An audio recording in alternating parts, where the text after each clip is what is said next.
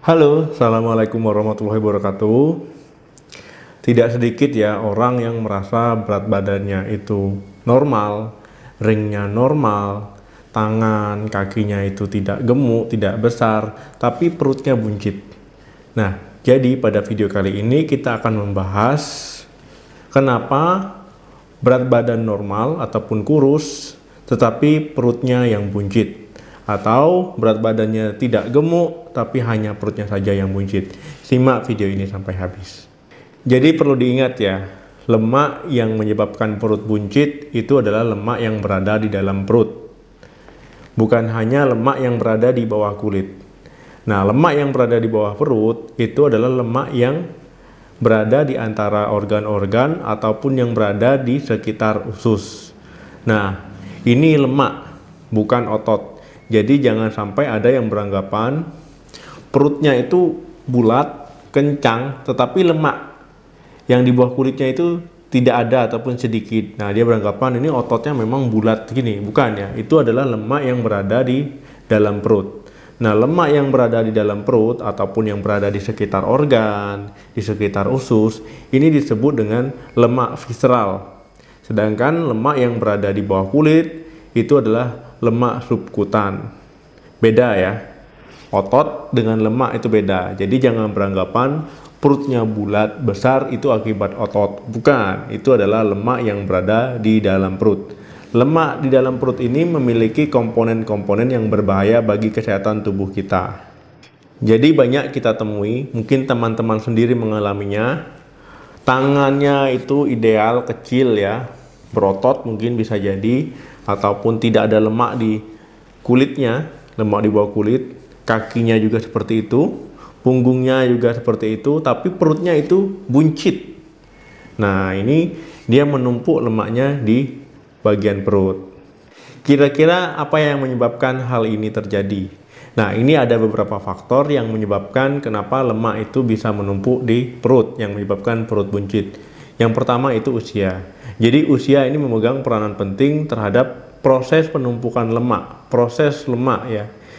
Khususnya bagi wanita, semakin bertambahnya usia, apalagi kalau sudah memasuki masa menopause. Ini gampang sekali, mudah sekali mengalami penumpukan lemak di area perut, apalagi di dalam perut.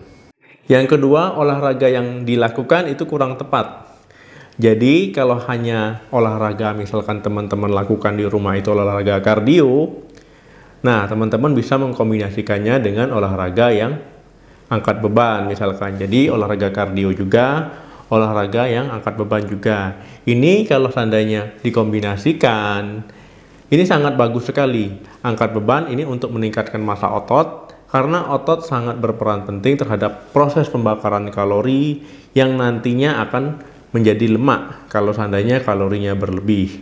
Nah, semakin bagus otot, semakin meningkat massa otot, semakin bagus juga metabolisme tubuh. Semakin baik juga tubuh untuk membakar lemak di dalam tubuh kita. Yang ketiga, terlalu banyak makan olahan. Nah, coba teman-teman pikirkan lagi, teman-teman cermati sehari-hari, teman-teman makanan olahan atau tidak. Misalkan keripik ataupun makanan cepat saji lainnya. Kemudian juga minuman-minuman kemasan, minuman manis, yang jelas makanan cepat saji dan minuman kemasan. Coba teman-teman pikirkan lagi. Nah, kalau seandainya teman-teman masih melakukan hal ini juga bisa menyebabkan terjadinya penumpukan lemak di perut. Karena makanan ini bisa menyebabkan terjadinya resiko inflamasi, karena resiko inflamasi itu berhubungan dengan penumpukan lemak di perut. Nah, jadi sebaiknya kalau seandainya teman-teman masih sering mengkonsumsi makanan olahan, dihindari ataupun bisa dihentikan. Yang keempat itu jenis lemak yang teman-teman konsumsi. Nah, kalau seandainya teman-teman masih sering mengkonsumsi jenis lemak jenuh, nah ini sebaiknya diganti dengan lemak tidak jenuh. Nah, lemak jenuh misalkan teman-teman suka makan goreng-gorengan, kemudian makan makanan yang berlemak, santan ataupun sebagainya, gulai ya. Ini coba menggantinya dengan lemak tidak jenuh seperti minyak zaitun, alpukat. Nah, minyak zaitun dan alpukat ini termasuk lemak yang sehat. Walaupun lemak sehat, teman-teman juga harus diperhatikan konsumsinya. Segala sesuatu yang teman-teman konsumsi, yang kita makan, kalau berlebihan jumlahnya itu juga tidak bagus. Intinya jangan berlebihan. Sangat bagus sekali kalau teman-teman mengkonsumsi lemak tidak jenuh. Karena lemak tidak jenuh ini termasuk antiinflamasi yang bisa menyebabkan penumpukan lemak di perut itu berkurang. Yang kelima itu stres. Nah, saat kita sedang stres ya, sedang mengalami masalah, banyak pikiran, itu kita cenderung untuk mengkonsumsi makanan yang tinggi gula dan juga makanan yang berlemak. Nah, ini bisa menyebabkan penumpukan lemak di perut itu berlanjut. Nah, apalagi saat stres itu hormon kortisol ini bisa menyebabkan peningkatan jumlah lemak di tubuh kita dan juga bisa melebarkan ukuran dari lemak. Yang keenam itu kurang tidur. Nah, kalau teman-teman itu kurang tidur, kurang istirahat, suka bergadang, ataupun mengalami insomnia, waktu tidur kurang dari 7 jam per harinya, ini bisa menyebabkan penambahan ukuran dari lingkar pinggang. Kalau lingkar pinggang bertambah, berarti lemak perut juga bertambah. Perutnya jadi buncit. Nah, kalau teman-teman mengalami hal ini, sebaiknya atur waktu istirahat, atur waktu tidur, perbaiki pola tidur, cukupi istirahat. Yang terakhir itu adalah genetik. Nah, kalau teman-teman memiliki genetik ukuran ataupun bentuk tubuhnya seperti apel, ini sangat mudah sekali kalau seandainya lemak berlebih di tubuh, itu akan lebih mudah menumpuk di area perut. Nah, jadi genetik juga sangat berpengaruh terhadap penumpukan lemak di perut. Apa yang terjadi kalau seandainya teman-teman banyak di lemak perut? Nah, di lemak perut ataupun lemak visceral, ini ada senyawa sitokin. Nah, senyawa ini bisa menyebabkan terjadinya peningkatan risiko penyakit jantung dan juga pembuluh darah. Alasan mengapa lemak perut ini berbahaya bagi kesehatan, karena letaknya dekat dengan pembuluh darah besar, kemudian juga organ pencernaan, usus, kemudian juga organ-organ hati. Nah, inilah yang mengapa menyebabkan lemak perut berbahaya, karena dia berkaitan langsung dengan lemak di dalam darah. Apalagi lemak perut ini juga sangat berpengaruh terhadap peningkatan kolesterol jahat, ya, kolesterol total, dan juga penurunan kolesterol baik. Dan juga lemak perut berpengaruh terhadap resistensi insulin. Kalau seandainya resistensi insulin terjadi, tubuh kita itu akan kurang sensitif, kurang responsif terhadap insulin yang menyebabkan kadar gula darah bisa meningkat. Nah, kalau ini terjadi, kita bisa mengalami diabetes. Bagaimana cara menghilangkan lemak perut? Pertanyaannya seperti itu kan. Nah, jadi kabar baiknya teman-teman, lemak perut ini termasuk lemak yang responsif terhadap aktivitas fisik. Nah, kalau teman-teman melakukan aktivitas fisik 30 menit per hari, ini juga bisa menurunkan penumpukan lemak di perut. Apalagi kalau ditambah latihan beban.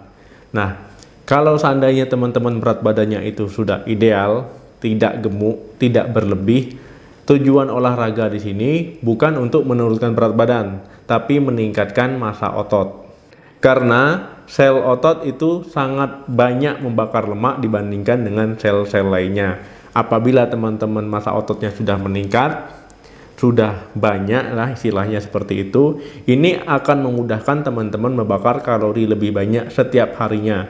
Kalau ini terjadi terus-menerus, penumpukan lemak di perut lama-lama akan berkurang bahkan sampai menghilang. Tetapi kalau seandainya berat badan teman-teman masih berlebih, masih tidak dalam batas normal, ya berarti tujuan olahraganya di samping untuk mengurangi penumpukan lemak di perut, ini juga untuk menurunkan berat badan dan untuk menghilangkan lemak di seluruh bagian tubuh.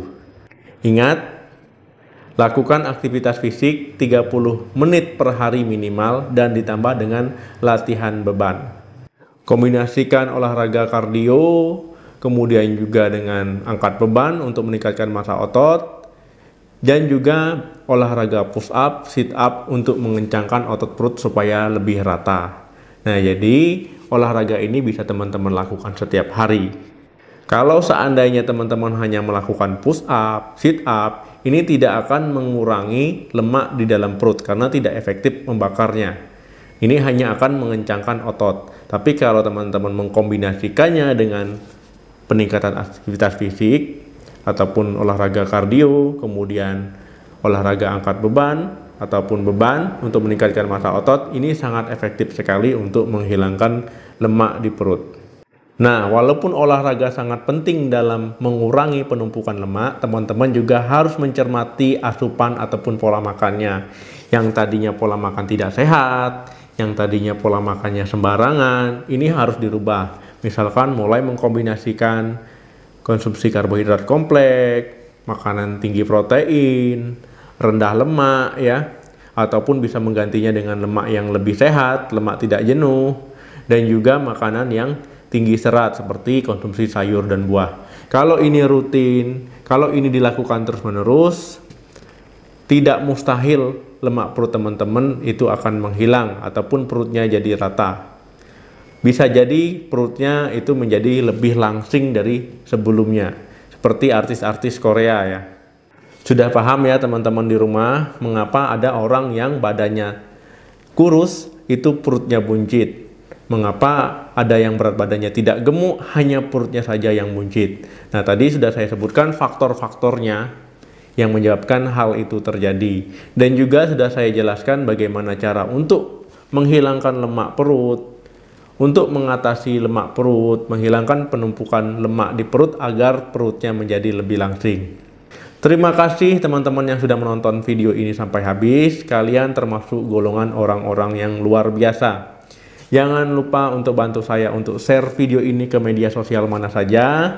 Jangan lupa juga like dan komentar di video ini. Sampai ketemu lagi di video saya selanjutnya.